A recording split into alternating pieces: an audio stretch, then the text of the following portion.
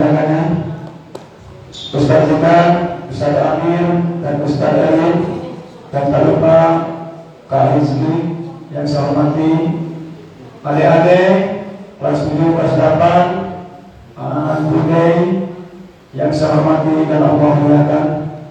Pertama-tama, mari kita bersama-sama dengan puja dan puji syukur kepada Allah Subhanahu wa Ta'ala, yang mana pada malam ini kita masih diberi kesempatan, kita masih diberi nikmat iman, nikmat Islam dan nikmat sunnah.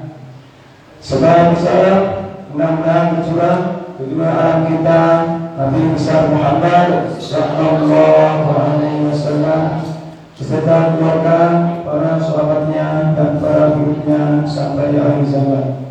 Adik-adik kelas 7, kelas 8 yang saya hormati dan memuliakan, pada malam ini kita akan adakan kajian ya.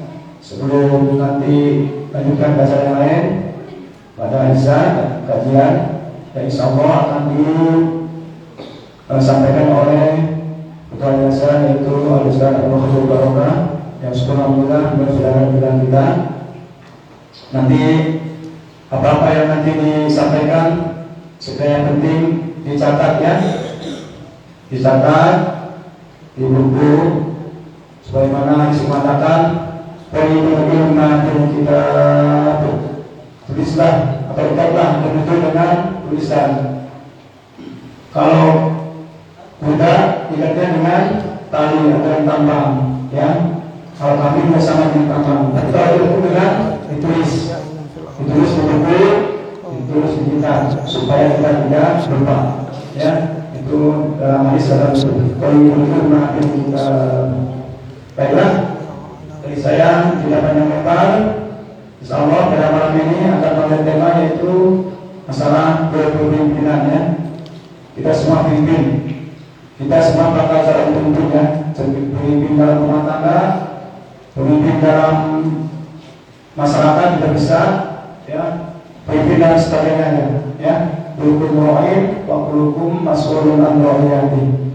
Setiap kita akan pemimpin dan setiap pemimpin akan ditanya akan kepemimpinannya ya. Insyaallah mudah-mudahan kalian semua akan jadi pemimpin ya. Baiklah, kita dengarkan bersama-sama nasihat-nasihat dari guru kita, yaitu Al-Ustaz Abdul Khadir Barokah. Kepada Al-Ustaz Abdul Khadir Barokah dengan segala hormat kami persilakan. Wa alaihi wa yafadhal mashkurun.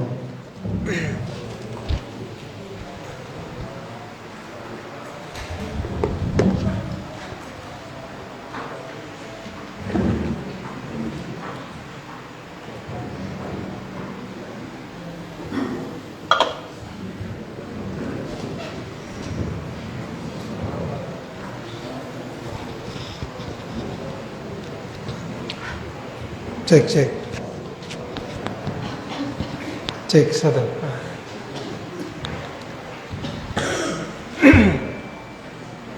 Bismillahirrahmanirrahim. Assalamualaikum warahmatullahi wabarakatuh. Waalaikumsalam warahmatullahi wabarakatuh. Enggak di tengah. Masuk enggak suaranya?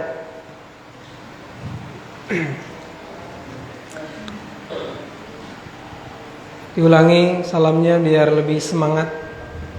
Assalamualaikum warahmatullahi wabarakatuh. Waalaikumsalam warahmatullahi wabarakatuh. Innal hamdalillah nahmaduhu wa nasta'inuhu wa nastaghfiruh. Wa na'udzu billahi min shururi anfusina wa min sayyiati a'malina. May yahdihillahu fala mudilla lahu wa may yudlil fala hadiya lahu. Asyhadu an la ilaha illallah wa asyhadu anna Muhammadan abduhu wa rasuluh. Allahumma shalli wa sallim wa barik ala Muhammadin wa ala alihi wa ashabihi wa man tabi'ahum bi ihsan ila yaumiddin. Wa qala ta'ala fi kitabil karim يا أيها الذين آمنوا اتقوا الله حق تقاته ولا تموتن إلا وأنتم مسلمون وقال أيضا يا أيها الناس اتقوا ربكم الذي خلقكم من نفس واحدة وخلق منها زوجها وبث منهما رجالا كثيرا ونساء واتقوا الله الذي تساءلون به والأرحام إن الله كان عليكم رقيبا. Anak-anakku sekalian yang semoga Allah muliakan kita dunia dan akhirat. Pertama-tama marilah kita selalu bersyukur kepada Allah Azza wa Jalla yang telah memberikan kepada kita banyak sekali nikmat, yang mana nikmat tersebut karena banyaknya kita tidak mungkin bisa menghitungnya satu persatu. Dan Allah mewajibkan kepada kita bukan untuk menghitung-hitung nikmat, tapi Allah mewajibkan kepada kita untuk apa? Mensyukuri. Untuk apa? Mensyukuri. Maka syukur atas nikmat ini bisa kita lakukan dengan yang pertama mengucapkan syukur alhamdulillah. Kemudian setelah kita mengucapkan syukur dengan ucapan hamdalah, maka kesyukuran kita berikutnya adalah dengan cara melaksanakan segala perintah Allah dan menjauhi segala larangan-larangan Allah. Karena ini adalah bagian dari praktek syukur. Karena orang-orang yang mengatakan dirinya atau mengklaim dirinya bersyukur kepada Allah tapi tidak bisa melaksanakan atau tidak mau melaksanakan ketaatan kepada Allah, maka ini orang berdusta dalam ucapan syukurnya. Maka dari itu kita sebagai orang-orang yang beriman insyaallah ta'ala selalu harus meningkatkan ketakwaan kita kepada Allah Subhanahu wa ta'ala. Karena dengan takwalah Allah menggolongkan kita menjadi orang-orang yang insyaallah diberikan rahmat, diberikan pengampunan, dan diberikan surga. Allah berfirman di dalam surat An-Nisa ayat 13, wa may yuti'illaha wa rasulah, apa lagi? Wa may yuti'illaha wa rasulahu yudkhilhu jannah. Dan barang siapa yang taat kepada Allah dan Rasulnya, maka Allah akan masukkan dia ke dalam surga, jannah. Akan tetapi apabila kita melakukan hal-hal yang bertentangan dengan perintah-perintah Allah, yang kontraproduktif, kalau bahasa orang pendidikan gitu ya, yang kontraproduktif terhadap apa yang diperintahkan oleh Allah, maka Allah mengancam di ayat selanjutnya, di ayat 14 surat An-Nisa, wa may ya'sillaha wa rasulahu wa yata'adda hududahu yudkhilhu naran. Apa kata Allah dalam firman-Nya? Dan barang siapa yang menentang Allah, ya'sillah, bermaksiat, melakukan kemaksiatan kepada Allah dan kepada Rasulullah, dan juga dia melewati batas-batas ketentuan yang telah diperintahkan atau telah dibuat, maka orang tersebut akan diancam dengan apa? Yudkhilhu naran. Apa? Allah akan masukkan dia ke dalam neraka. Na'udzubillah. Jadi jalannya orang-orang yang akan mendapat rahmat, yang mendapat surga, itu sudah ada. Ya, sebagaimana jalannya orang yang ingin sukses pun sudah ada. dan jalannya orang-orang yang akan dimasukkan ke dalam neraka. Orang-orang yang gagal pun sudah ada dan sudah jelas,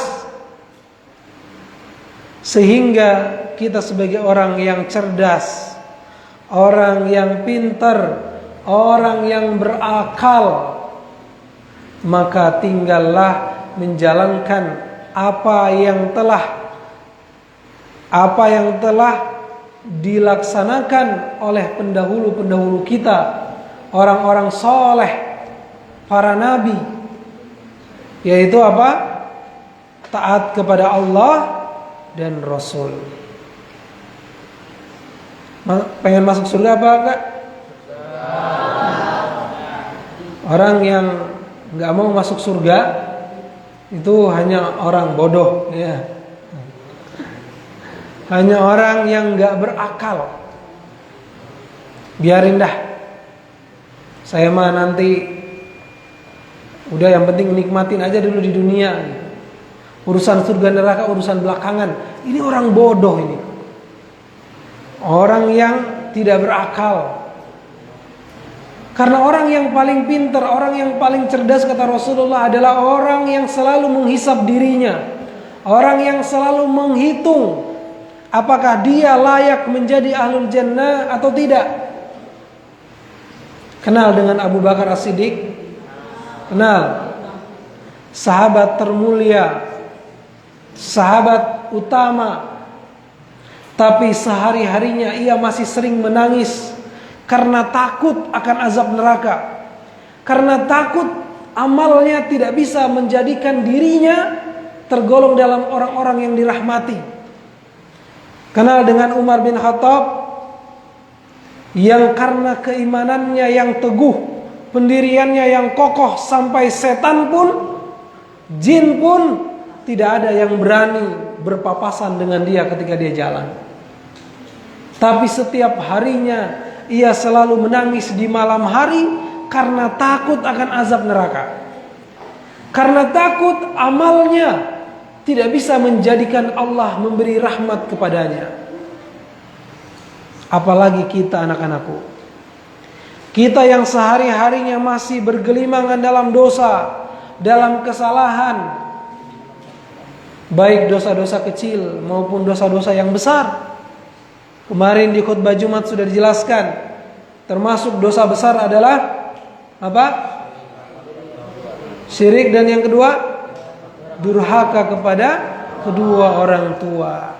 Dan salah satu perbuatan durhaka kepada kedua orang tua adalah dengan hanya membantah ucapan orang tua, dengan hanya mengatakan hanya dengan membantah sedikit perkataan itu sudah termasuk dalam kedurhakaan. Kalau orang tua kita nggak ridho, kalau orang tua kita murka, akan menjadi murkanya Allah Subhanahu wa ta'ala.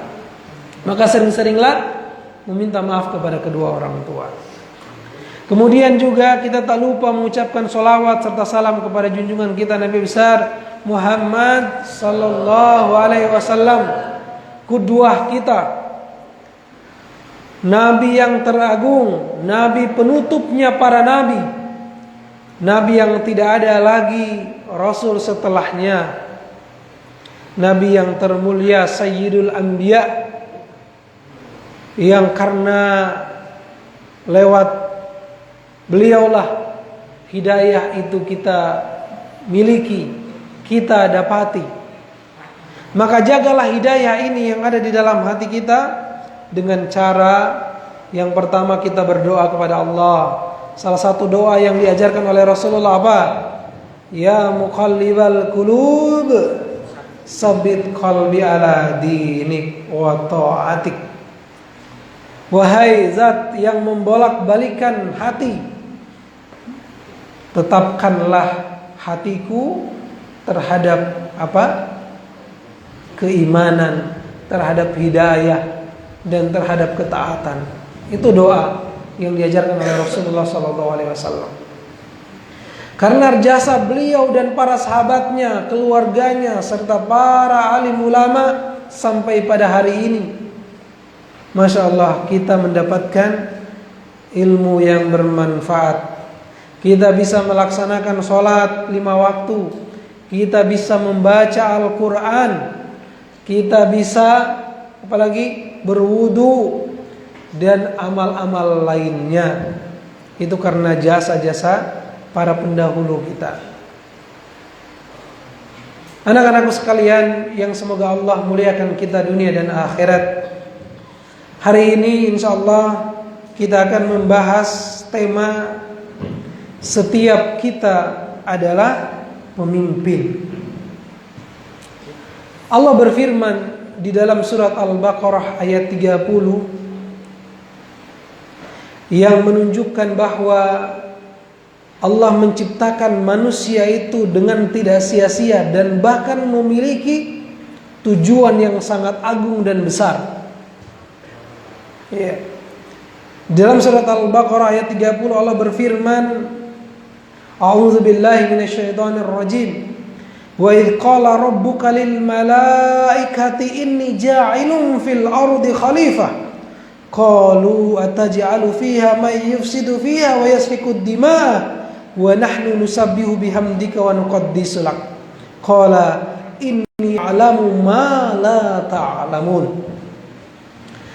Allah berfirman yang artinya, ingatlah ketika Rabbmu berfirman kepada para malaikat, sesungguhnya aku hendak menjadikan seorang khalifah di muka bumi. Mereka berkata, para malaikat berkata saat itu, protes kepada Allah, ya Allah, mengapa engkau hendak menjadikan khalifah di bumi? Padahal mereka adalah orang-orang yang membuat kerusakan dan menumpahkan darah. Padahal kami ini para malaikat senantiasa bertasbih dengan memuji engkau dan mensucikanmu. Kemudian Allah berfirman, sesungguhnya aku mengetahui apa yang tidak kamu ketahui. Asbabun nuzulnya surat Al-Baqarah ayat 30 ini dijelaskan para mufassirin bahwa sesungguhnya sebelum manusia hidup di bumi ini sudah ada makhluk lain. Sudah ada makhluk lain, yaitu para jin yang hidup di muka bumi. Namun mereka setiap saat membuat kerusakan, saling membunuh, saling bertikai.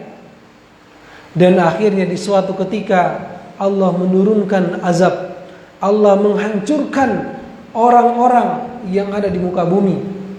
Dan hanya tertinggal satu orang jin saja. Satu orang jin atau satu jin? Yaitu namanya Haris. Kemudian dengan izin Allah, satu anak jin ini dibawa ke surga dengan izin Allah. Dan hiduplah ia di surga beribu-ribu tahun bersama para malaikat. Padahal jin diciptakan dari api, sedangkan malaikat diciptakan dari cahaya. Maka inilah asbabun nuzulnya kenapa ada iblis? Kenapa ada iblis hidup di surga? Sebelum diciptakannya Nabi Adam alaihissalam. Berkaitan dengan surat Al-Baqarah ayat 30 ini. Namun kata Allah, ya, saat itu para malaikat banyak yang protes. Ya Allah, enggak kapok ya kalau bahasa kita. Enggak kapok menciptakan pengganti lagi, makhluk lagi di muka bumi. Padahal mereka itu dulu membuat kerusakan yang besar. Menumpahkan darah di sana sini.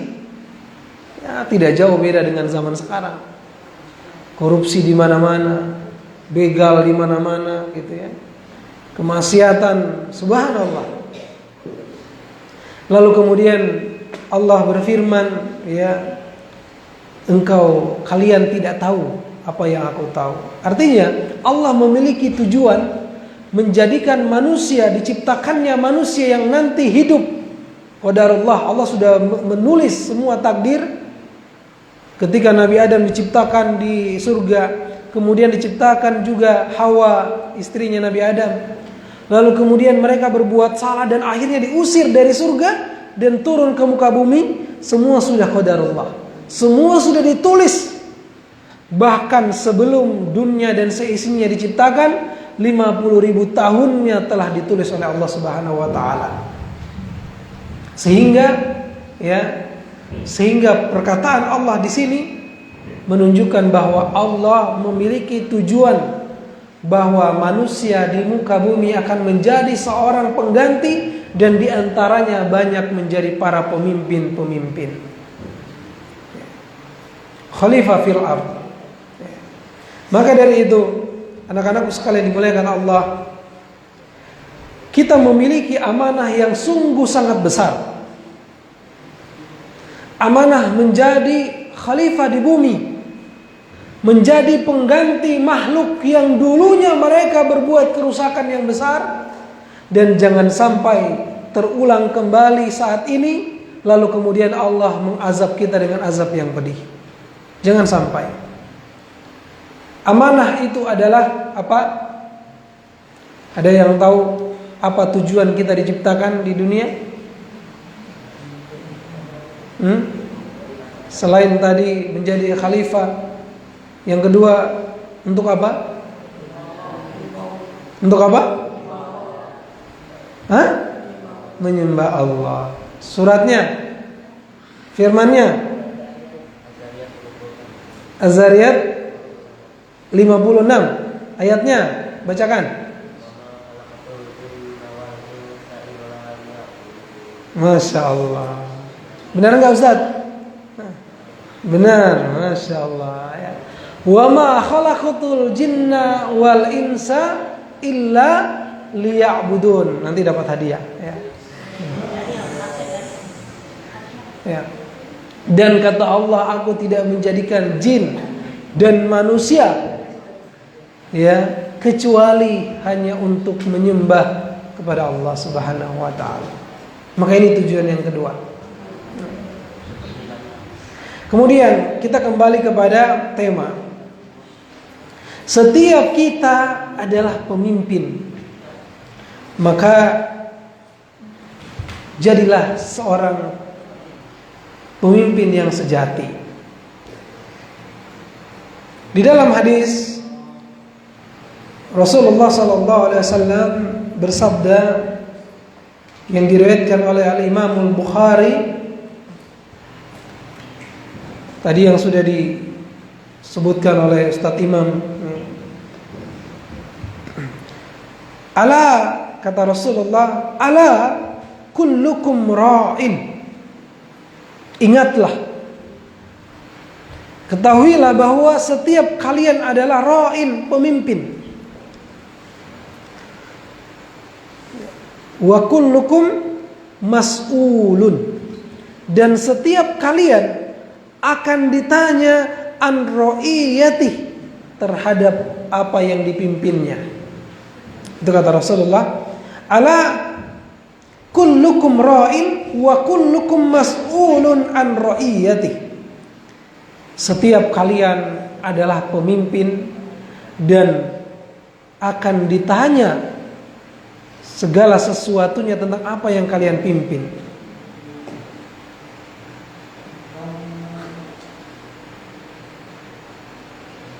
Kemudian fa imamum alladhi 'alan nasi ra'in, dan seorang imam, seorang pemimpin, dia memimpin manusia, dia juga seorang pemimpin, wa huwa mas'ulun an ra'iyati, dan dia juga akan ditanya tentang apa yang dia pimpin, tentang rakyat, tentang bawahannya yang dia pimpin. Warrajulu ra'in, dan seorang laki-laki dia adalah pemimpin. Rajulun di sini yang dimaksud adalah seorang suami, ala ahli baitihi, terhadap ahli atau keluarga di rumahnya. Wa huwa mas'ulun an ra'iyati, dan dia juga akan ditanya tentang apa yang dia pimpin. Wal mar'ah Sedangkan seorang istri, seorang wanita, ra'iyatun, dia juga seorang pemimpin. Siapa yang dia pimpinnya? Ala ahli baiti zaujiha, terhadap keluarga ahli bait suaminya, anak-anaknya, ya, dan yang lainnya. Dia juga akan ditanya bagaimana tentang kepemimpinannya. Kemudian wa'budur rajul, dan seorang budak, ra'in, budak pun seorang pemimpin. Bayangkan, di masa perbudakan, anak-anak sekalian, kalian perlu perhatikan dulu. Di masa perbudakan, orang yang paling rendah adalah budak. Dia dijual, bisa dibeli. Dia harus taat selama dia masih menjadi budak, belum merdeka. Kalau majikannya memiliki anak darinya, kalau budak itu budak perempuan, maka anak itu anak majikannya, bukan anak dia. Di masa perbudakan. Masa perbudakan ini jauh sebelum Nabi diutus sudah ada. Dan Islam datang kemudian memerdekakan budak itu sebagai amalan yang paling tinggi. Maksudnya apa? Supaya perbudakan ini semakin hilang. Dan bahkan kemudian di masa-masa selanjutnya akhirnya perbudakan semakin hilang, ya. Karena hampir semua sudah merdeka. Nah, seorang budak saja kata Rasulullah, dia adalah ra'in, ya, ala mali sayyidihi, atas harta majikannya, wa huwa mas'ulun an ra'iyah, dan dia juga akan ditanya terhadap apa yang ia jaga. Ala, kata Rasulullah, ingatlah, fakullukum ra'in wa kullukum mas'ulun an ra'iyati. Dan ingatlah, setiap kalian, siapapun dia adalah seorang pemimpin, dan dia akan ditanyakan terhadap apa yang ia pimpin. Ya, di kelas ada berapa orang? 20 orang misalnya. Maka di situ ada ketua kelas, dia adalah pemimpin. Dan dia nanti akan ditanyakan di akhirat bagaimana kepemimpinannya. Lalu kemudian di atasnya ada lagi wali kelas. Dia adalah pemimpin bagi semua yang ada di situ. Kemudian di atasnya lagi ada kepala sekolah.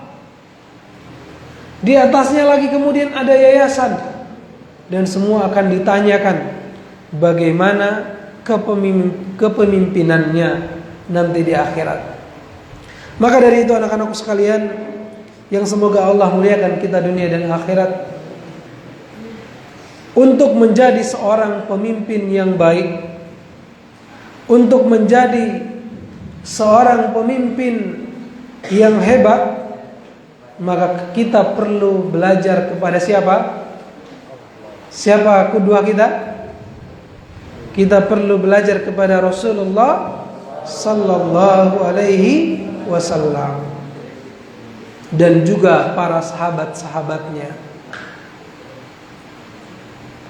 Rasulullah sallallahu alaihi wasallam diangkat sebagai nabi pada usia berapa? Usia berapa? Rasulullah diangkat menjadi nabi pada usia berapa? Masa nggak tahu?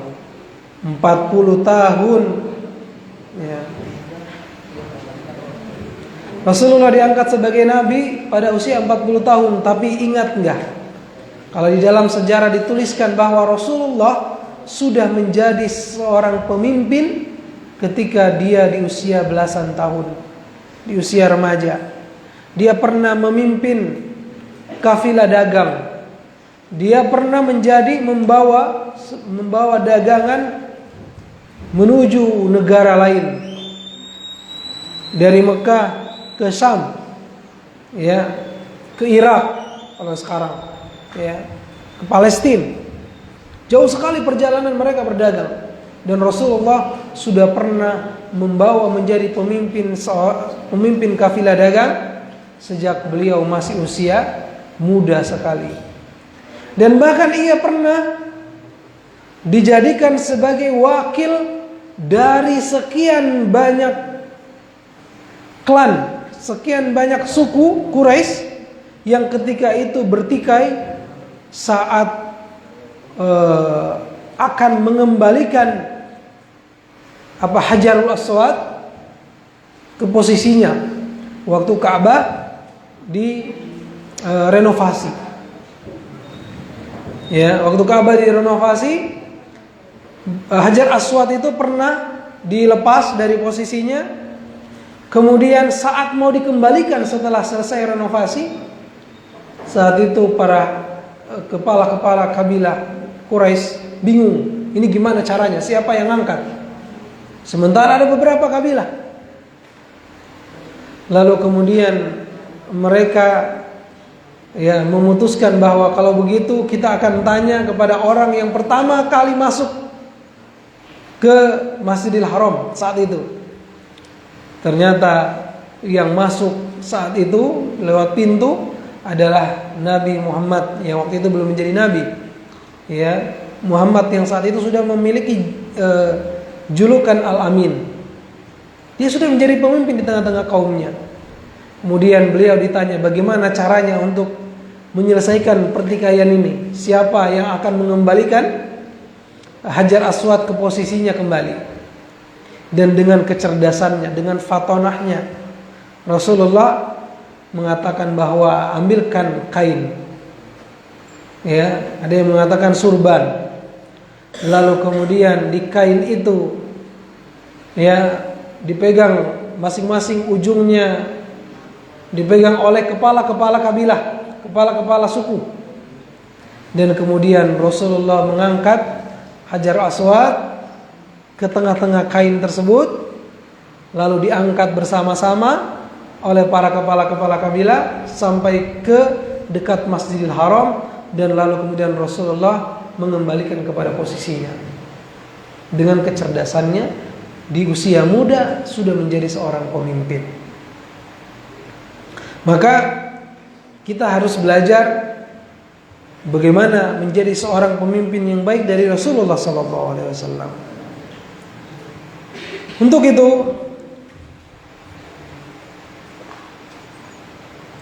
ada beberapa sifat-sifat kepemimpinan yang perlu kita pahami untuk kalian menjadi seorang pemimpin di masa yang akan datang. Yang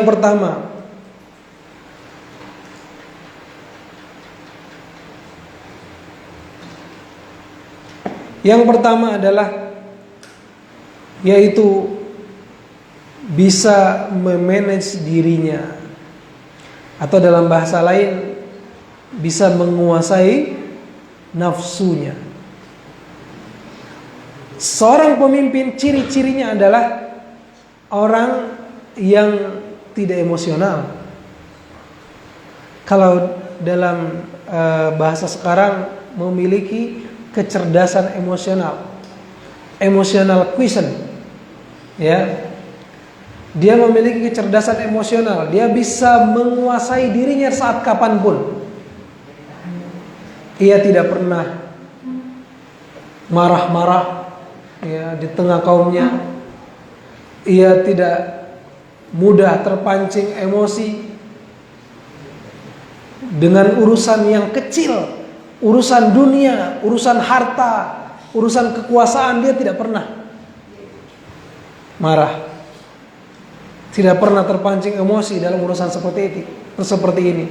Tapi Rasulullah marah dalam urusan agama Allah. Kalau agama Allah dihina, kalau urusan umat, maka dia marah. Tapi kalau urusan harta dunia, urusan rezeki, tidak pernah ia marah, tidak pernah ia emosi. Maka untuk menjadi seorang pemimpin yang hebat, Yang pertama, kita harus bisa menguasai diri kita.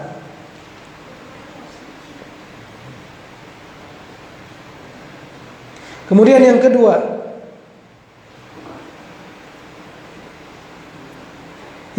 memiliki sifat tanggung jawab dan amanah.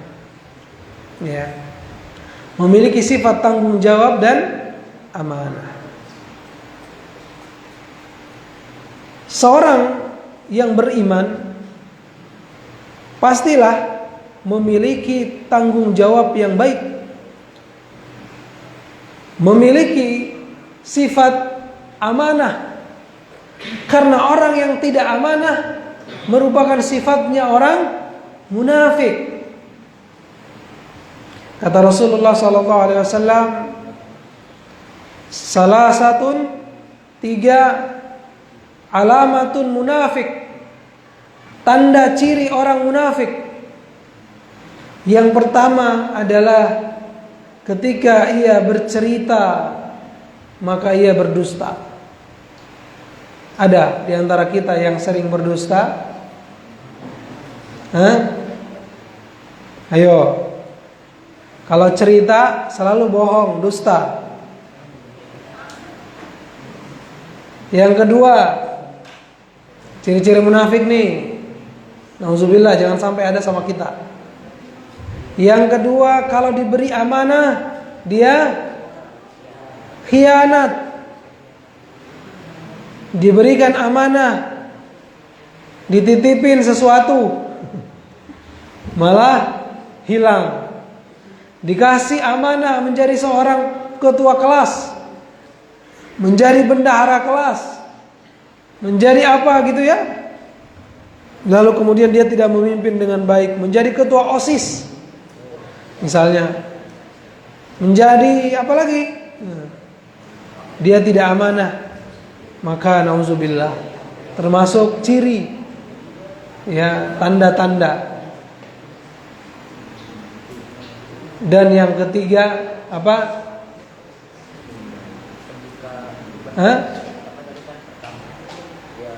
Yang ketiga apa? Yang pertama ketika bercerita, ya, sering berdusta. Nah, yang ketiga ketika diberikan tanggung jawab, berjanji, maka dia selalu mengingkari. Jangan menyepelekan, ya insyaallah. Ya insyaallah. Padahal niatnya insyaallah tuh enggak ya. Jangan seperti ini. Ya boleh. Berdosa.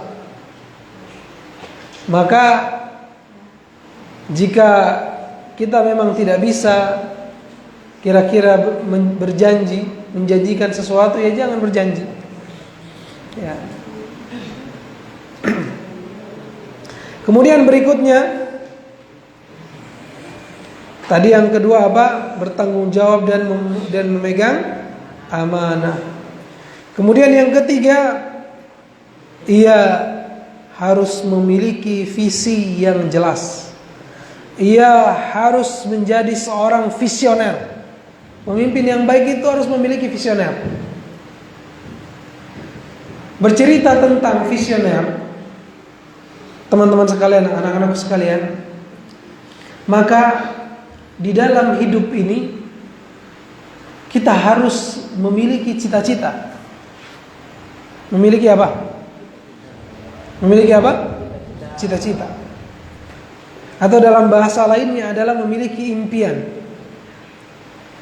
Maka para motivator mengatakan seorang pemimpin akan lahir dari seorang pemimpi. Ya. Ini sampai jam berapa? Hah? Sampai jam 8:30. Baik. Saya ulangi, seorang pemimpin biasanya akan lahir dari seorang pemimpi. Ya. Tahu? Nah, boleh dicatat. Mengapa?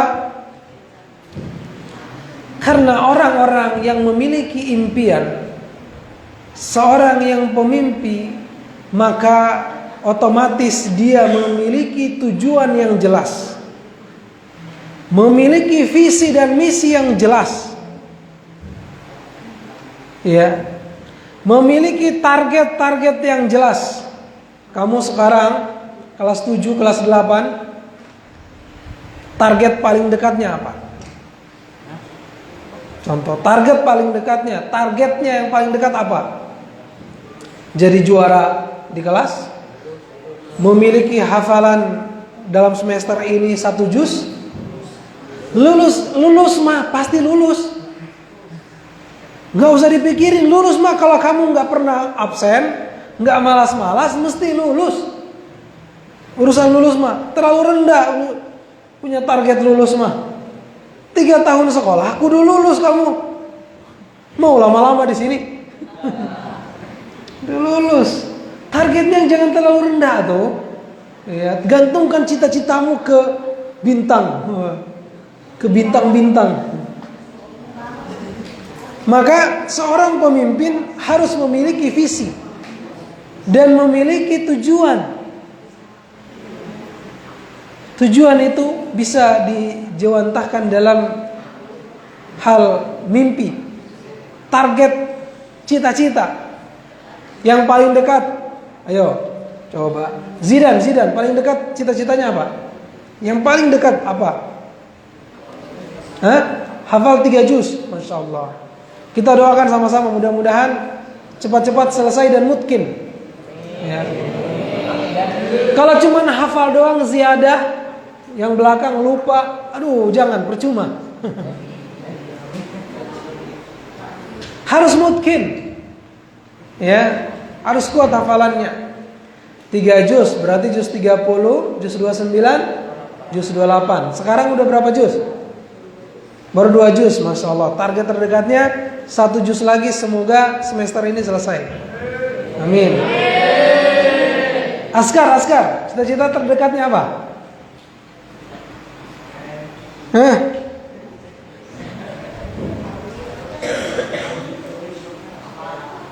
Apa?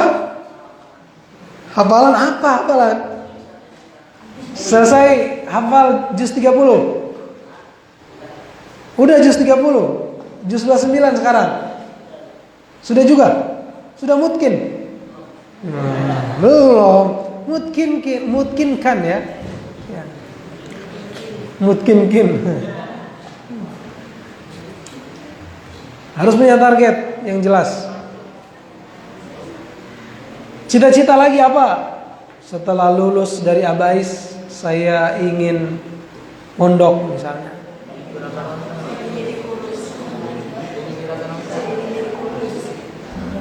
Menjadi kurus.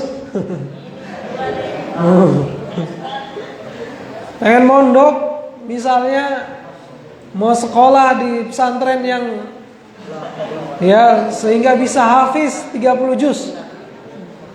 Harus punya cita-cita. Ya. Sehingga dengan cita-cita itu kalian akan mudah sekali untuk menggapainya. Seperti orang mau memanah. Coba kalau mau manah nggak punya target apa-apa, bingung kan? Apa yang nembak apaan ya? Nggak punya target. Tapi kalau sudah punya target yang jelas, kemudian kita masang kuda-kuda, kita tembakkan, ya, dikeker dengan baik, itu target kita, insya Allah sampai. Minimal dekat-dekatnya. Ya. Tapi kalau kita nggak punya target yang jelas, kita akan jadi orang yang bingung. Maka kita harus punya impian, tujuan yang jelas. Kemudian yang terakhir, untuk menjadi seorang pemimpin yang baik, ya, wajib memiliki komunikasi yang baik. Harus bisa.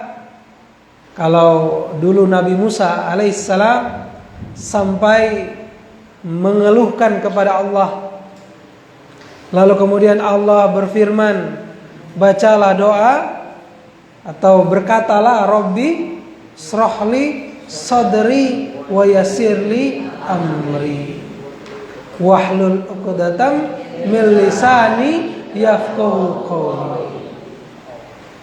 Seorang pemimpin harus memiliki komunikasi yang baik. Maka di sini di Abais diajarin bagaimana supaya kamu berani tampil di depan setiap ba'da sholat zuhur dan asar. Ya, harus berani bicara, harus bisa berkomunikasi dengan percaya diri. Dan itulah salah satu ya cara kita mendidik kalian untuk menjadi seorang pemimpin. Ya, ada yang belum berani di depan bicara, sudah dapat semua giliran. Saya belum. Oh, ya. Yang lain udah kan? Harus jadi pemimpin itu harus jadi pembicara juga. Rasulullah dulu pun dia nggak berani, tapi dipaksa oleh Allah lewat malaikat Jibril. Iqra bismi rabbikal ladzi khalaq. Baca. Begitulah seorang pemimpin. Nabi Musa pun ketika dia mau berdakwah kepada siapa? Firaun, katanya, "Ya Allah, aku ini nggak bisa ngomong, cadel. Ngomong itu nggak jelas." Maka akhirnya Allah berfirman seperti itu tadi, seperti doa itu, dan beliau berdoa dan akhirnya alhamdulillah ketika mendakwahi Firaun dengan lancar. Gitu juga kita. Semoga anak-anak sekalian semuanya suatu saat menjadi seorang dai ilallah, dai yang menegakkan sunnah. Ya, ketika orang-orang sudah lupa dengan sunnah, tidak menghidupkan sunnah, kita harus menghidupkan sunnah. Ya, menghidupkan sunnah. Jangan banyak dengerin musik, apalagi TikTok. Main TikTok lagi kan. Alhamdulillah. Kemudian tambahan 5 menit. Kita lihat contoh-contoh pemuda-pemuda yang luar biasa, yang di usia belia mereka sudah menjadi seorang pemimpin. Yang pertama, sahabat Rasulullah SAW yang menjadi panglima perang termuda saat itu. Siapa dia? Ada yang kenal? Hah? Bukan. Khalid masih lebih tua. Zaid bin Sabit bukan. Siapa? Usama bin Zaid. Masya Allah. Dapat hadiah pula. Siapa tadi? Yang mana yang jawab? Hah? Oh, dia. Usama bin Zaid. Di usia keberapa? Di usia berapa dia jadi panglima perang? 14 tahun. Hah? Tepatnya 18 tahun. Ya, 18 tahun lebih. Menuju 19 dia dijadikan seorang panglima perang. Masya Allah, Usama bin Zaid. Dan saat itu tentu karena usianya yang sangat muda, 18 tahun. Kamu sekarang berapa? 13. Kira-kira 5 tahun lagi dari usia kalian nih sudah jadi panglima perang. Coba bayangin. Yang dipimpin orang tua-tua 30, 40 dan seterusnya yang dipimpin. Dan saat itu Usama bin Zaid sampai kira-kira tidak dipercaya oleh orang lain. Ah, masa sih kok dia yang dijadikan panglima perang? Dia kan masih kecil, masih bocah. Dan sekarang, iya, kalau mau izin keluar begitu adabnya, ya. Silakan. Nah, Usama bin Zaid ini, teman-teman sekalian, dia saat itu diperintahkan oleh Rasulullah SAW untuk memimpin pasukan berperang dengan negara adidaya saat itu. Ya. Pasukan apa? pasukan apa namanya dulu, Persia kalau nggak salah, Persia atau Romawi saya lupa, ya. Dia diperintahkan untuk berperang, membawa banyak pasukan dengan usia yang luar biasa sangat muda. Sempat tidak percaya diri, tapi karena Rasulullah SAW yang memerintahkan, akhirnya dia taat. Sami'na wa ata'na. Ketika di tengah perjalanan, ia mendapat kabar bahwa Rasulullah waktu itu wafat. Ia sempat hampir mau kembali pulang, namun perintah dari Khalifah Abu Bakar As-Siddiq, Khalifah pertama, Abu Bakar As-Siddiq tidak mau mengganti pemimpin atau pasukan perang yang waktu itu ditunjuk oleh Rasulullah langsung. Kata Abu Bakar As-Siddiq, lanjutkan Usama. Usama harus tetap menjadi panglima perang sebagaimana yang Rasulullah perintahkan. Dan benar saja, ia menjadi pemimpin pasukan dan pasukannya menang dalam peperangan dengan sangat mudah. Ya, dan itu pertama kalinya perang melawan orang-orang negara adidaya. Ya.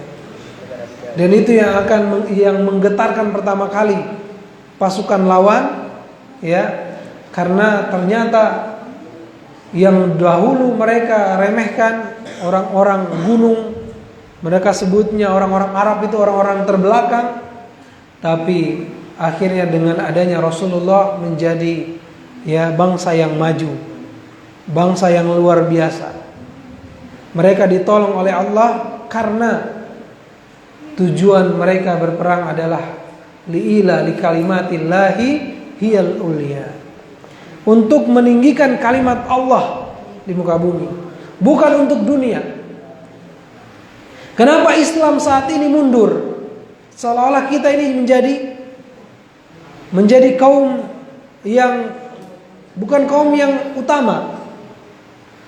Negara-negara maju kebanyakan bukan negara-negara Islam, karena kita lupa dengan khitahnya kita. Kita lupa dengan tujuan aslinya kita. Tujuan asli kita adalah bukan dunia. Tujuan asli kita adalah akhirat.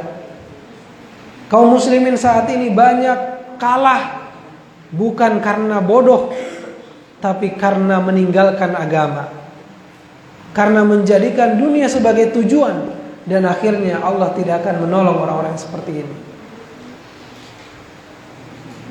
Dan ada lagi pemimpin yang di usia muda yang luar biasa, yaitu Muhammad Al-Fatih, yaitu pemimpin yang pernah menaklukkan Konstantinopel, yang saat ini menjadi Istanbul, ya, menjadi Istanbul, jadi Turki sekarang. Dia di usia berapa saat menjadi pemimpin? Saat diangkat menjadi pemimpin saat itu kalau nggak salah di usia 19 tahun, dan di usia 21 tahun dia memimpin pasukannya memerangi Bizantium, ya, dan menaklukkan Konstantinopel. Itu sejarah. Cukup 2 saja dulu contoh, ya. Sudah selesai, ya. Udah, tadi bilang nambah 5 menit. Ya. Demikian insyaallah 2 contoh dari pemimpin kaum muda yang mudah-mudahan bisa menambah semangat kita, ya, menjadi seorang pemimpin. Minimal tadi apa? Memimpin dirinya sendiri. Jangan kalah dengan hawa nafsunya. Jangan kalah dengan dirinya sendiri. Karena kata Rasulullah, perang yang paling berat adalah perang melawan hawa nafsu. Ya. Perang melawan hawa nafsu. Nah, hawa nafsunya mengarahkan dirinya untuk bermaksiat, maka lawan hawa nafsu itu. Ya, jangan kalah. Baik, demikian insyaallah yang bisa disampaikan pada hari ini.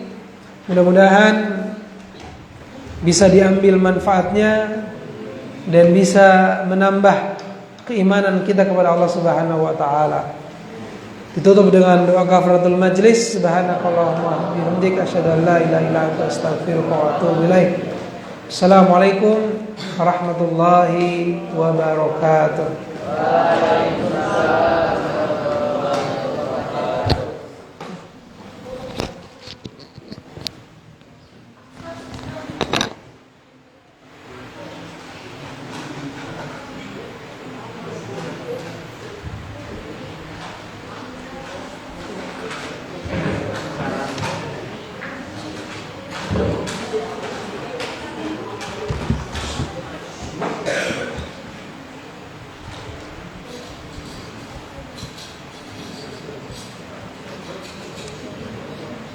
Bismillah.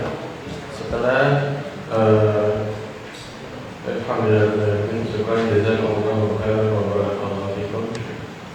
Dan semoga apa yang dibawakan tadi bisa bermanfaat bagi kita semua.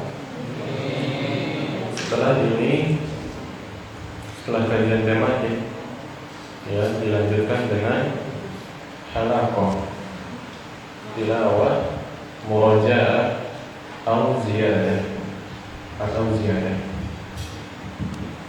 Jadi yang sudah batal wudunya wudu lagi dibuat berkelompok halaqah. Kelompoknya sudah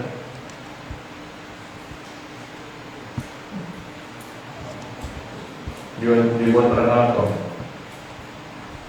Ya. Kemudian dipimpin oleh Yahya, kelompok B dipimpin oleh Nazil, kelompok C Tegar, kelompok D Zidan, kelompok E Satria. Kalau sampai jam 9 lewat 10, jam 9 lewat 10 insyaallah.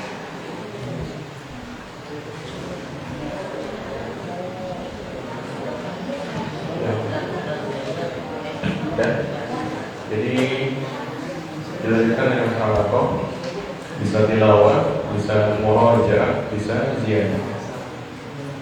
Yang 30 menit boleh. Jadi tilawahnya dipimpin sama ketua kelompok ini. Ketua kelompok itu kita tutup dengan doa kafaratul majlis.